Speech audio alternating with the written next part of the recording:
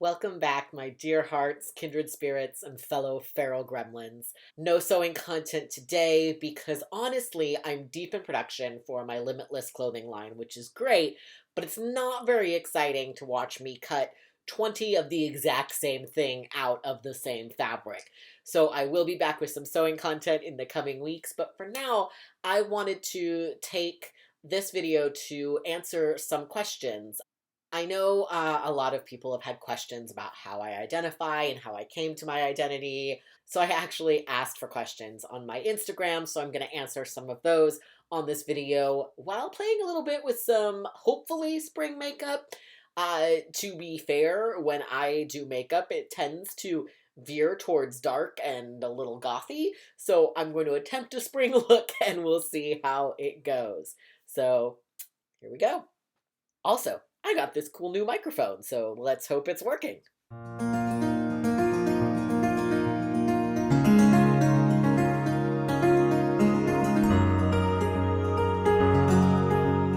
All right, so first question I got was, how do you identify?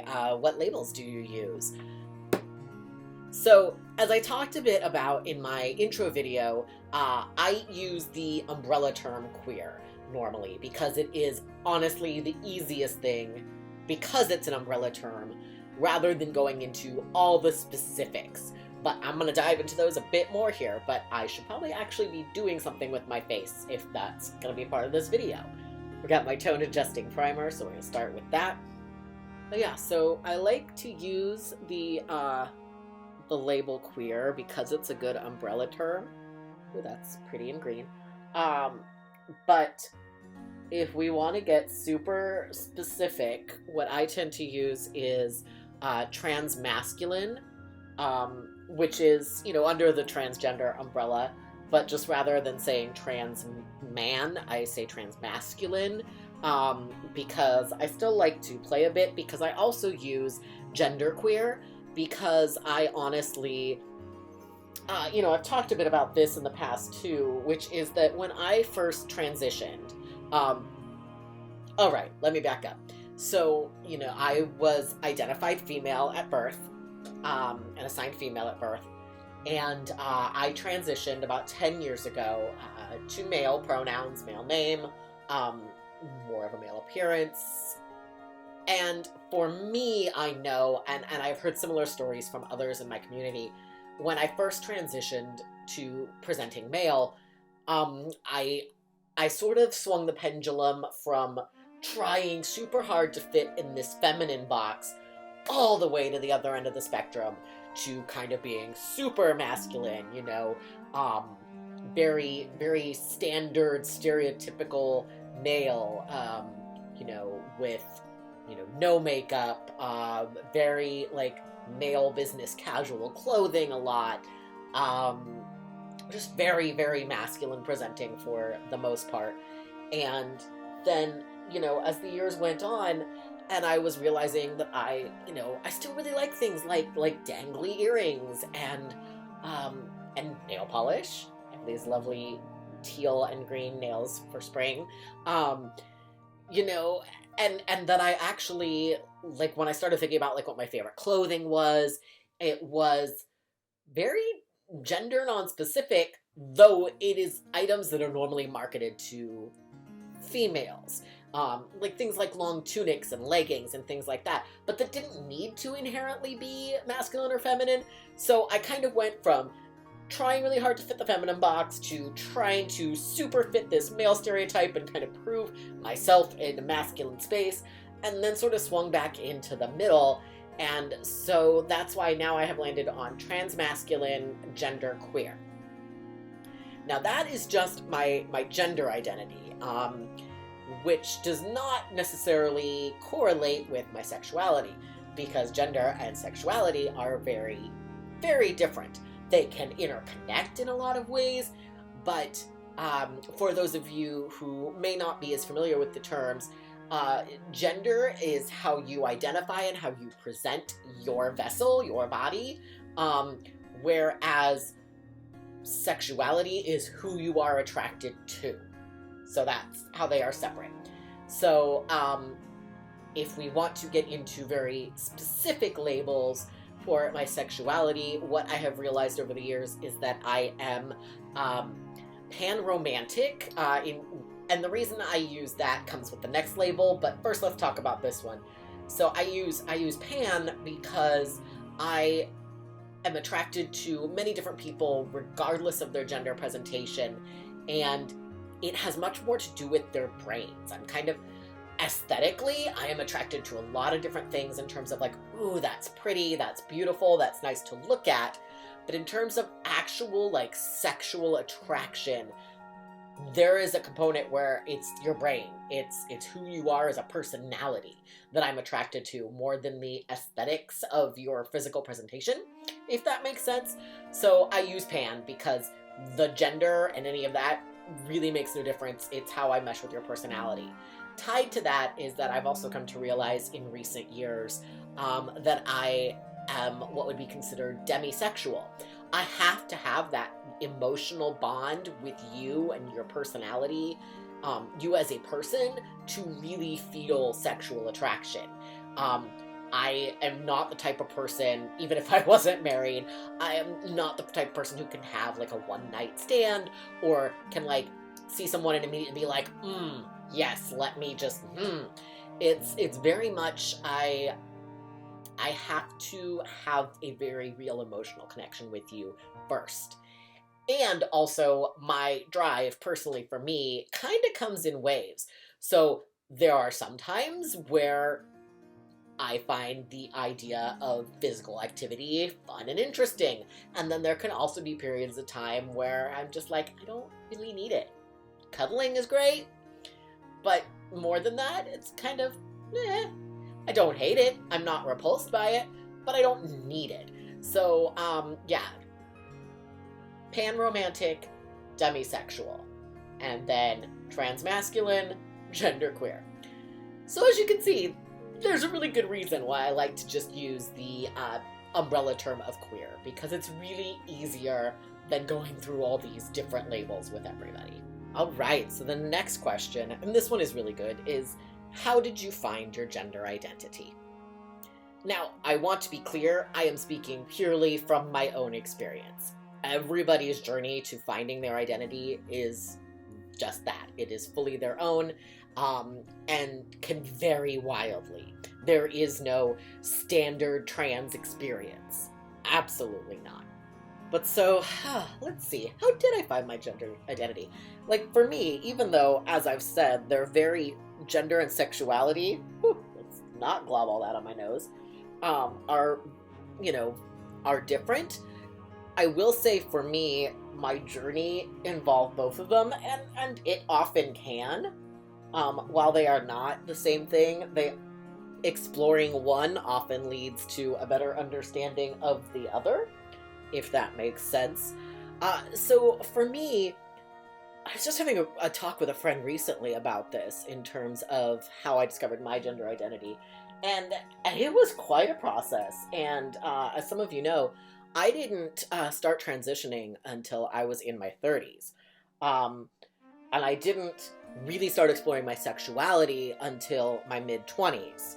And honestly, exploring my sexuality kind of led to the gender stuff because figuring out my sexuality didn't clear up all the areas I was struggling. So when I was young, I grew up in, I'm an only child, so it was just me and my parents, no siblings, and, it was a religious household. My father's a minister, my mother is a Bible scholar and teacher, and while not, there are definitely more conservative churches out there, I wasn't in, a super fundamentalist, super right-wing home or church, but there was still enough of it. It was still, with being gay is bad, and not, it's a choice, and it's a bad choice, and, gender identity, that wasn't even something I had awareness of. There were only two options. You were a boy or you were a girl, and clearly, based on the package that you came out in, you are a girl, and this is the box you have to fit into.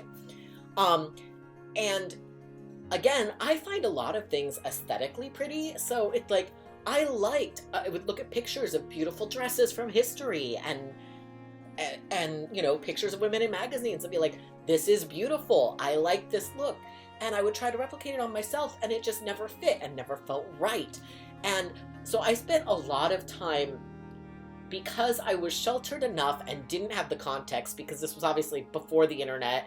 You know, I didn't really start using the internet until I was off to college. But so growing up, all I knew is that there were these boxes I was supposed to fit in, and I didn't. And so the only wording I really had for that for myself was broken. I must be broken. And that's a hard thing. It's like, you know that something's off and you can feel that something's off, but you have no words for it, no way to express it. You just know something's wrong and you don't fit the mold you're supposed to fit. So it just leads to this questioning and this feeling of brokenness. So like I said, the internet wasn't really a thing till I was in college, and then as I started exploring on the internet, the first way that I really started exploring gender identity, and it didn't even occur to me that this was me exploring my gender identity, it was just an imagination thing, which is I started participating in online role-playing, you know, in various forums and chat rooms, because that's what we were using at the time, and in mucks and moos, and I played both female characters and male characters, and what I was finding is that the male characters seemed to come easier. It was easier to play them. But I didn't really think too much about that because, again, I didn't have a context. It was like, this is what I am. I can, just like being an actor, I could play a male character in an RPG, but I'm still a girl. This is what I am. So yeah, you know, I was in theater in college. So like I said, I kind of viewed it as this is a chance because I wasn't going to get cast in male roles because I looked very female, but I could play with it in, you know, a screen and through the internet. So I was playing more and more male characters. But it still, like I said, did not connect that this was a bigger thing. What did happen is in my mid-20s, and this is where my story gets super unique to me, which is that I, in my early 20s, a good little Christian girl, me, married a good little Christian boy, and 13 years later, a girl and a boy divorced. So, yes, my ex is also trans, and, you know, she transitioned started transition a little bit before me.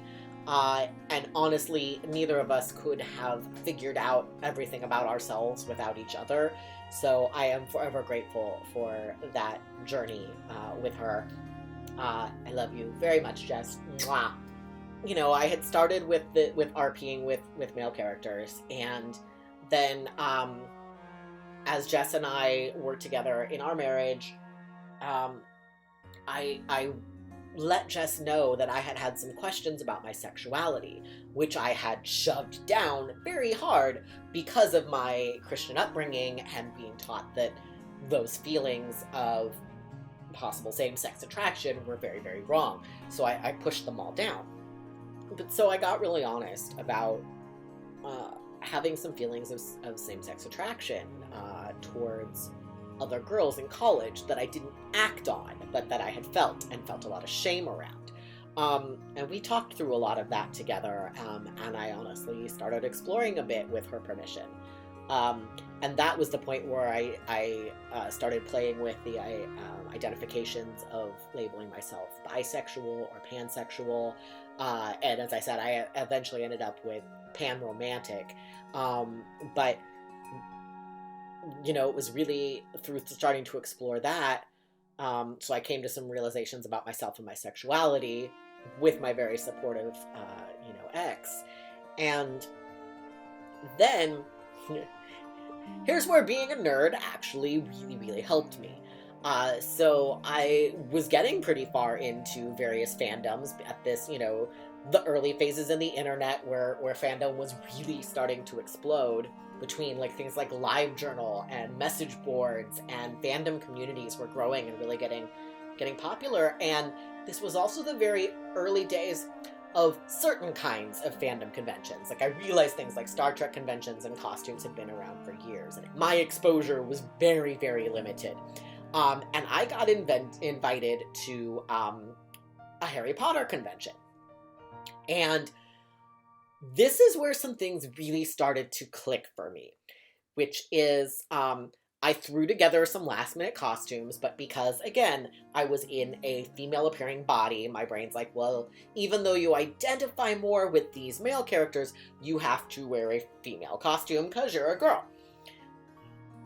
So I threw together some, like, Bellatrix Through the Years costumes. So I had, like, student Bellatrix, and then, like, adult but pre-Azkaban Bellatrix, and then some post-Azkaban crazy Bellatrix for the length of the convention.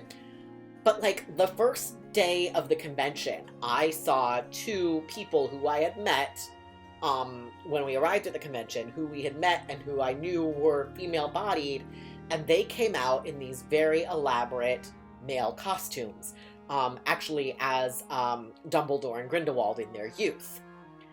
And something just sort of exploded in my brain as I looked at them and looked at how they looked, and it was like, this was the first moment that I realized I could cosplay as a male character. Like, it just hadn't occurred to me. And it was just kind of like, oh. And so after that convention, I started playing a bit with, characters I had already been playing online in online role plays, and playing with some costuming. And, gears were turning, and I was realizing a different level of comfort in my skin when I played these male characters in my cosplay. And it really just sort of, like I said, gears started turning, and now that the internet community and the wider community was starting to give me some exposure and some language, I started realizing that my questions hadn't just been about sexuality, that this is why I had always felt broken. As I started to realize I'm more masculine. I'm gonna start doing some eyebrows here. I have pretty good eyebrows too. Like, that's something I've always had. And it's funny because when I identified as female, I kind of hated my thick eyebrows. They've lightened up a bit over the years, but yeah, I used to really not like my thick eyebrows because, especially with fashion trends and everything at the times, like, my eyebrows never looked like, I couldn't really draw them on. They were too present as it was, and there were some discouragements against me plucking in my youth. So again, that wasn't something I did until I was out on my own in college. But so now I just do it to define a little bit. I don't really need a lot of color in them. They're pretty good as it is. But yeah, so like I said, it ended up being fandom and just trying things was a lot of what helped me figure out who I am. Now, one thing I will say with both my gender and sexuality identities is that, something somebody told me once, sorry, I just tried to do this in a mirror and make sure I'm still in the camera view, is that if you are questioning your gender or sexuality, basically people who are cis-het, like truly 100% cisgender, don't tend to question their gender identity. So if you have questions, it's worth investigating. There might be something going on there. That being said, another thing that I've seen recently that I absolutely love is even if you do question and then you come to the decision, no, I'm happy in the vessel I was given and the way it was assigned, I am cisgender, you can come at it from a place of intention. Like, you know what you are and you're sure about it, which is still a really good thing. So it's awesome. Question away, whatever the outcome.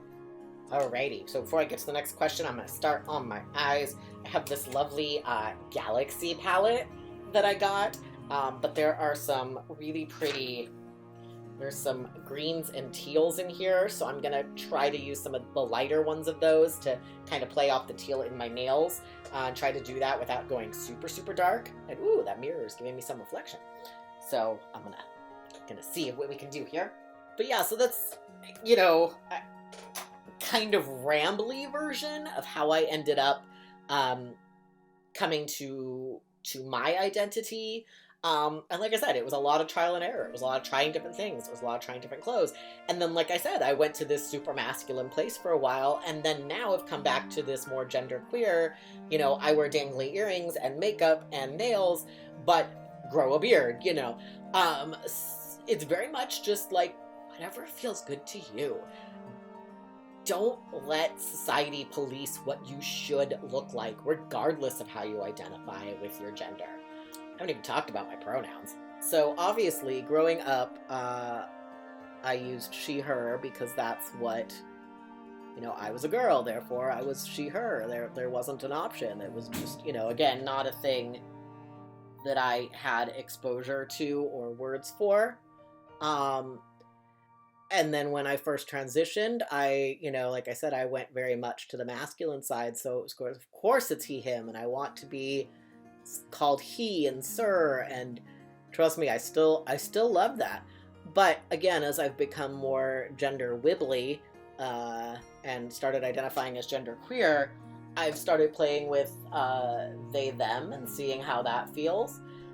So the verdict right now is that I accept both he, him pronouns or they, them. I don't have a problem with either. Pretty much the only thing I am uncomfortable with is being called female pronouns. And again, that is personal to me, and my experience is not anybody else's. So he and they are both fine. Try not to stab myself in the eye with the eyeshadow brush.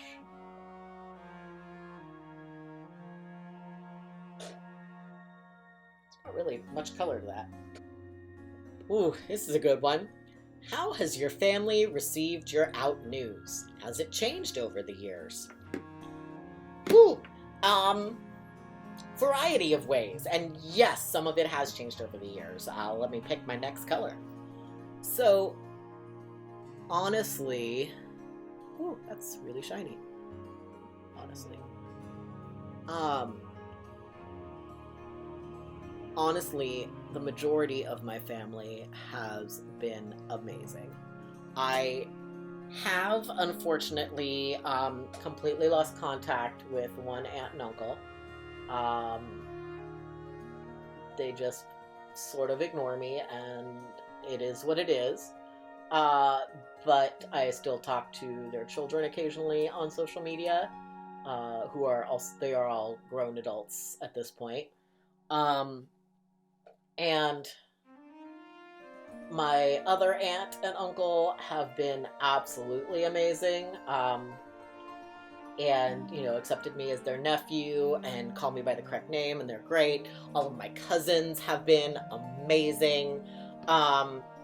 So for the extended family, for the most part, for the family that I was ever in contact with, because I do have larger family that I just haven't ever really been super close to or talked to, so I honestly have no idea what they know or don't know, because I wasn't particularly close with them to start with. So I have been really lucky in that. Now, as I mentioned, I am an only child, and unfortunately, the one relationship that has been quite strained is the one with my parents. That is not to say we don't have a relationship. We do. We still talk. But it is a bit guarded. I have boundaries I have set. Because they don't get it. And it's, you know, it's been over a decade, and some things have improved and some things haven't. They are still very much of the mind that I choose this lifestyle. And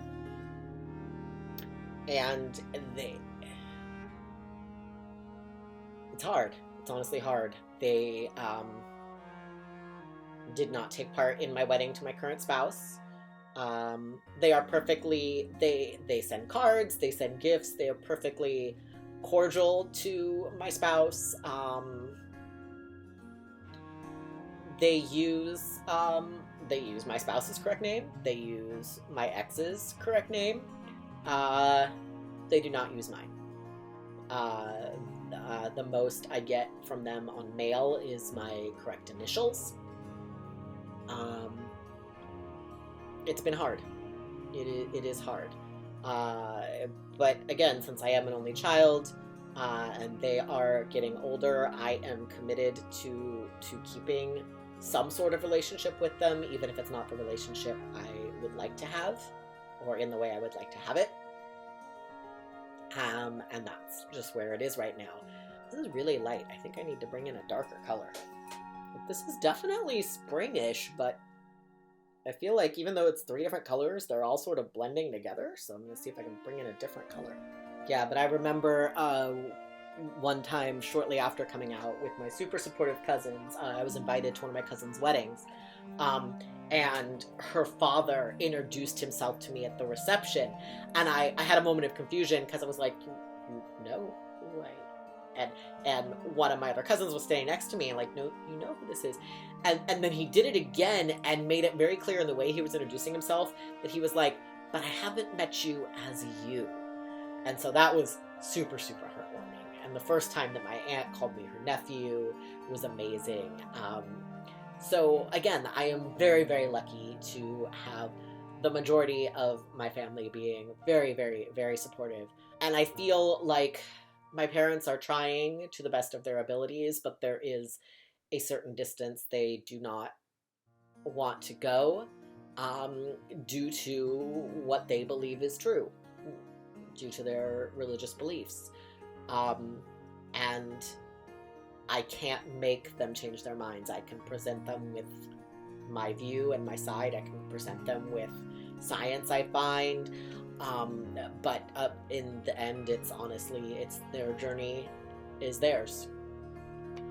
So that being said, I do have an amazing chosen family.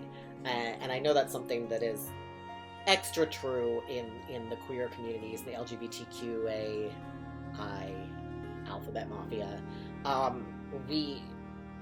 We often tend to find other people and build our own families. But yeah, we often tend to gravitate towards other people like us and build our own families. And I have an absolutely amazing chosen family that I wouldn't trade for anything. And I am very, very grateful to have all of them in my life, honestly. Yeah, I think that's a little better. At least there's some variation now. But yeah, so that's a little bit about my journey. I'm gonna finish up this makeup before this video's done, and of course now my powder doesn't want to open.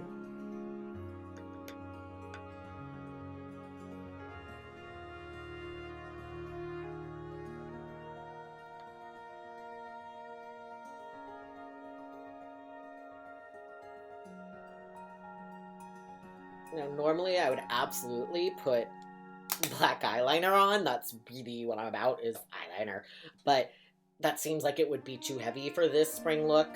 So I'm gonna go ahead and just put on mascara and finish here.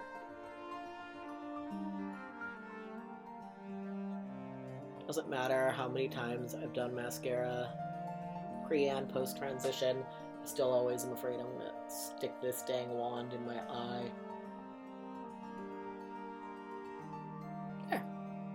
That's not bad. And no, I'm not going to put on lipstick either. I'm just going to... Because again, all I have lipstick right now is like super, super dark, like blood red. Because I tend to go a little heavy and a little goth with my makeup. So I need to find some slightly lighter, more fun spring and summer colors. Nothing wrong with the goth makeup, because I freaking love that. But it's not necessarily right for all the time. So final look definitely came out a little more ice blue than I meant. I promise you, in the makeup palette, like, all of these are variations of greens and mints, but definitely looks more like ice blue, so don't hate it. So that's just a lot. about my personal journey. If you have any questions about my journey, or if you are questioning yourself and just want to talk to somebody who's been there, please feel free to reach out to me. You are welcome to ask questions in the comments, but also you can always reach out to me directly. My email is in my bio, and I would love to hear from you, honestly. If you enjoy my content, I invite you to subscribe to this channel and turn on notifications so you get notified when I have new videos up. Again, I hope this video was interesting to you, and I will be back in 2 weeks. I am excited to share some more sewing content once I get past the cutting out multitudes of the exact same thing over and over again. Because again, not so exciting for you guys to watch, but I will have some new garments and some cosplay stuff coming soon. So for now, that is all. I love you all. Thank you for joining me on this YouTube journey, and I will see you all in 2 weeks. Bye, guys. Dang it. Strawberry seeds, why? Foundation, where did I put you? There it is. Whew. Let's hope my foundation is still good. It's been a little while. I need some new makeup. Get a little highlight on these eyes. Oh, that's it. Oh, look. Oh, don't get it. Ow, don't get it in the eye. Ow.